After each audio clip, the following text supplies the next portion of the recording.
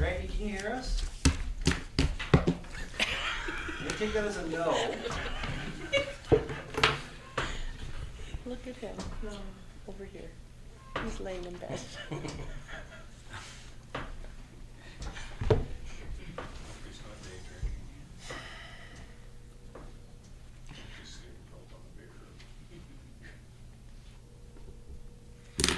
See him. So funny. You want to see Randy? Okay. Can you hear us on that meeting or no? I can see my face, and on the other side says town of, and then there's a red circle in the middle of it.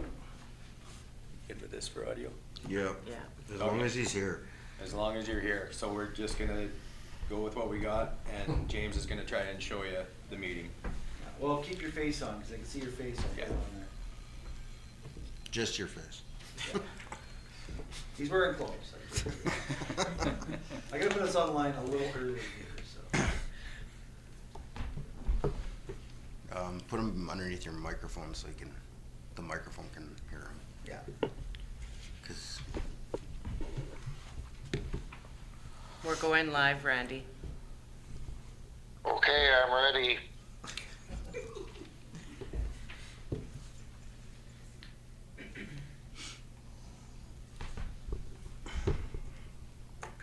Dean showed him how to use his laptop and then took his laptop.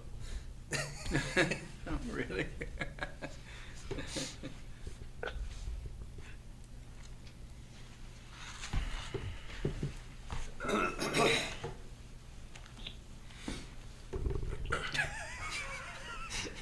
I didn't want to know what that is. That's his ear. That's his ear. Oh, because he's got. Show nothing us your for- face, Randy, instead of your ear. Let's not have him on there.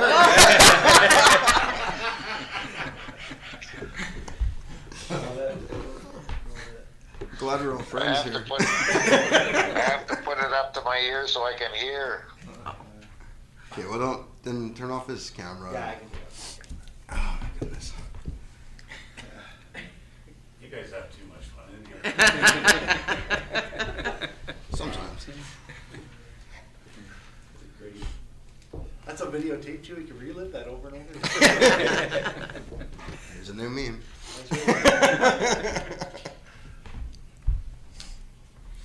All the Facebook warriors can use it against us.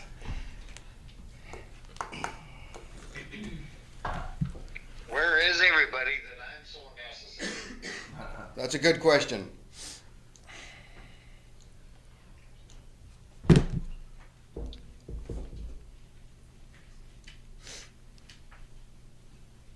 Okay.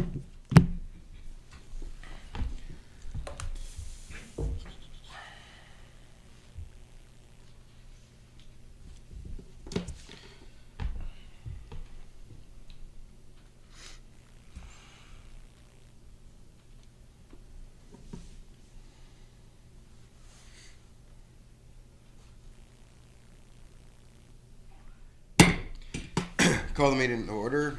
I want to acknowledge the Similkameen Valley in which we learn, work, and organize as the ancestral traditional territory of the Similkameen people and home of the Upper Similkameen Indian Band. Before we adopt the agenda, I want to make one note that section 6.1 is going to be moved to the May 13th meeting, just because we don't have enough people here. So with that, can I get a motion to adopt the agenda as amended? Thank you, Councillor Willis. Randy? I'll second it. All in favor? Carried.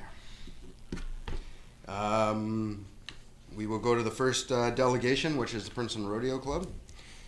You guys got 15 minutes to come up and say your piece. Step up to the microphone, Bill. You obviously have copies of our proposals. So our first proposal that we put was to be allowed to take out the dirt bike track and turn it back into an inner circle and actually utilize the space instead of sitting there dead. It is not anything that is going to be a cost to the town, as I have a guy that has donated me a cat. I pay it for the fuel and we can do all the work. So it's kind of sat there stagnant for the last 3 years. It's a liability to the town. Nobody wants anybody on it without insurance. Nobody does use it. Yes, there's people that want to use it, but they don't want to get the insurance. So, yeah, we'd like to have the extra room as our rodeo is growing to be quite the show, and the amount of people, and with the contestants we had last year, and they were parked everywhere and anywhere because we did not have room on the inside. So if we could have an okay to do that, that would be great. Anybody have any questions about it? No, does staff have any questions on it? That's pretty straightforward, I guess. I mean, it's unused, right? If you want it's being unused. The group that was there with the motocross group, they folded, and almost 3 years ago now, and haven't had anybody come forward that's willing to take it on and utilize it for the community. There was only a handful of youngsters that were actually on it when it was being used for the last few years since we lost that racing family. So yeah. I mean, that's what's happening. But like Billy's saying, it's just sitting there. So. Okay, perfect. So we'll send that to our next council meeting so we can make a decision there. Okay, and then our other one was for no fees for anything the rodeo club does up there, so we can try to bring in more events. The biggest problem we have with putting any events on, and especially these one-day barrel races and that, is the fees that it costs to do it. It would extremely help if that was cut from us, and with the club, unlike being the old club, our club is into being the way the old boys were, like get out of our way and let us do it. We'll help, and we're not expecting for handouts from the town to do everything as the town has been doing for the last 3 years. We have already acquired 2 assets. We have acquired a set of discs for discs in the arena and the racetrack if needed be in, and we just finished buying a brand new arena groomer that will be here in 4 weeks. So we are doing our part to put money forward to make everything better there, and we want to see what is there utilized to its fullest potential, because the potential that is up there is vast and beyond, and it definitely does not get utilized to what it could be. So we have other areas we are exploring to bring in different events, but the rental on some of it cuts on where it's going to come out of our pocket instead of maybe just breaking even. And the breaking even we can handle. We can't handle it coming out of our pocket, especially if we want to keep putting on a rodeo like we're shooting for. Okay, any questions? Randy, any questions? Any questions, Randy? So how many events do you think you would have Not that I can see. or add? Whatever we can, Tyler. We want to make that place used. And like, what are you thinking though? What kind of events? Well, we've got barrel races coming. We want to add, we've had the BC Breakaway Association for the Ladies Breakaway approach us to put on events there. Just whatever with the old West, the rodeo style, like Little Britches has approached us and wanted us to put on an event there. So if we did that, that would be 3 rodeos.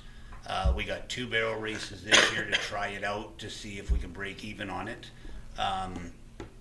Yeah, like it's with time, the club we got now, there's 18 of us that are diehards to turn that place into something and put back to the community what hasn't been given for a long time. Okay.